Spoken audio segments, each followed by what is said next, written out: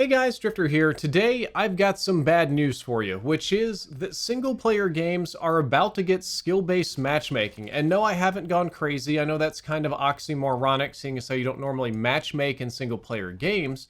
But I kid you not, Sony just filed a patent for a skill-based matchmaking-like system for their single player games, and I'm not even joking. We're going to take a look at it in just a moment, but the short version is that this is a patent that describes a system that scales single player game difficulty in real time based on your performance, and it also logs a lot of interesting metrics about your performance. And without any further ado, let's go ahead and take a look at the patent itself. This is it. A lot of numbers here. We're on the patent site. Applicant Sony Interactive Entertainment LLC, Sony. We've got the inventors listed. The publication date is actually 2022. That's priority data 2022. You can see an image here, which we'll go ahead and zoom in on. The interactive content source servers, APIs on the servers, send information. They'll send information to the databases to log how you're performing, the platform servers, and they'll send information to the user devices to scale your difficulty. Now, the actual text of this document is quite verbose and legally specific in a lot of ways that is necessary in order to get a patent. However, I will say, here's an interesting one. What do we got here? Ooh, look at this. This explains it a lot better. But scrolling through, I'm going to go back to my other summary, which is if you read through all of these documents, there's no big smoking guns. There's nothing too crazy going on. But it does describe a system by which Sony can remotely adjust the difficulty of your single player game, and you don't really have any control over it. So we're out of boring patent land and back to commentary now, and yeah, this is a very fancy way to say dynamic difficulty setting. So the better you do in your single player games, the harder they're going to get. And today I want to talk about why I think this is an awful idea. But first, I wanted to clarify that filing for a patent does not mean that this already exists. You can get patents for theoretical technologies, and a lot of companies patent things and then don't use them. However, paying the money to get a patent typically means that you have a plan or is at least one of many possibilities of plans to use this in the future, so it's good to keep an eye on things like that. And skill-based matchmaking is already a controversial topic in multiplayer games, especially Call of Duty, and it most often forces you to play at the upper limit of your skill sets and have to sweat every single game. So if you're really good at the game, that means every round is going to be sweaty, and it kind of crushes the randomness of lobbies. You don't get to chill, you don't get to have fun. And this isn't just unique to Call of Duty. Call of Duty has the most YouTube views and focus on it. People complain about it in Overwatch, they complain on Apex, they complain on almost every major game right now, because almost all of them use some form of skill-based matchmaking in multiplayer, even outside of ranked. And I don't think it's very popular anywhere, but it is very persistent everywhere, and developers insist that it's necessary to maintain players, that when you don't use skill-based matchmaking, players have a tendency to dip. I'd love to see the data on that, but I have not yet. But I do believe that it is cruel to force this kind of experience onto single player. Single player games aren't meant for dynamic difficulty scaling and skill matching, because single player gaming is the most chill kind of gaming that exists. If you wanted to challenge yourself by playing Doom on Ultra Nightmare mode, that's fine. You want to play a really hardcore single player game to really stress your button mashing skills, you're welcome to do that. But if you just wanted to play a chill run through of Final Fantasy on easy mode just to enjoy an epic story and make a couple of choices in it, that's also okay. On this channel, I post a lot of twitchy shooters, and that's mostly what I play. I don't play too many other games, but if I want to have a chill night playing Baldur's Gate 3, which I did on stream quite recently, I should be allowed to do that. And in that game, I can pick my own difficulty settings. It allows me to curate my experience as long as I'm doing single player. As long as it's just me, myself, and I should be able to do whatever I want and not have to worry about this.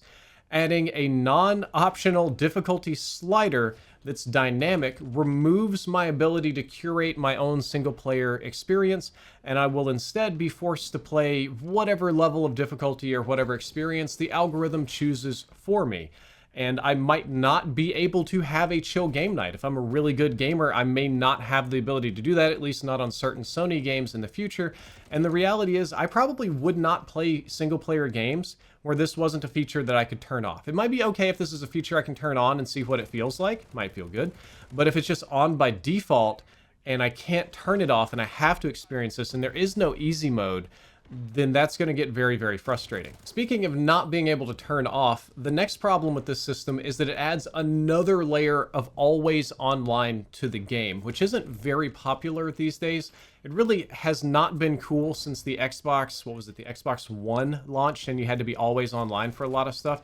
That was a lot of people's first taste for always online not being fun, and I seriously doubt that this algorithm, actually, matter of fact, the patent I just showed you shows it running on servers, but I doubt that this would be an offline algorithm or even a console background process. Like the patent indicates, and what I guessed, and I wrote the script before I actually noticed that, is that it probably works like CoD matchmaking and is handled by servers elsewhere. So in case you didn't know, matchmaking in Call of Duty is not handled on the game or on the console, but rather by Demonware servers that are based out of, I think they're based out of the UK if I'm not mistaken. And I think this new system would be a lot like that you would always have to connect to Sony servers, that they would run their process through their APIs, then send the data back to your console to scale the difficulty. And what I believe is that single player games should always have an offline mode.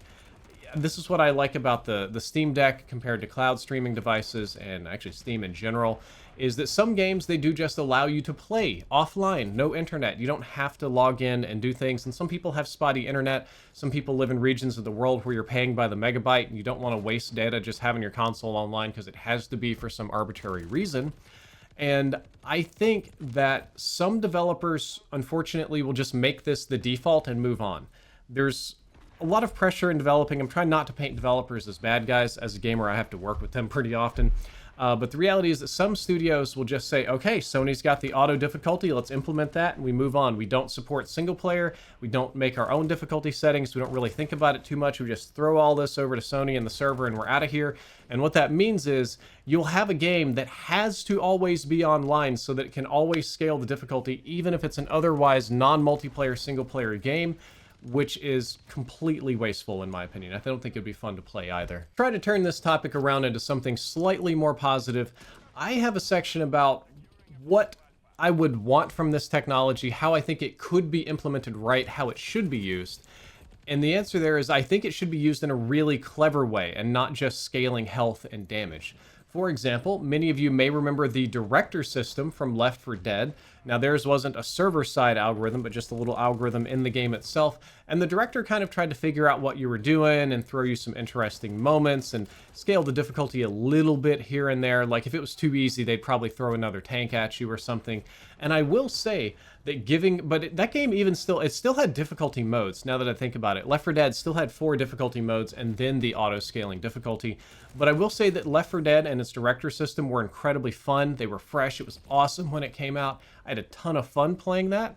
So I think that using it in that way instead of just raw difficulty scaling would be much better. For example, imagine in any of the Souls type games having the ability to tune certain bosses that are too hard. Maybe a casual player is just getting pounded and they just can't figure out this one boss.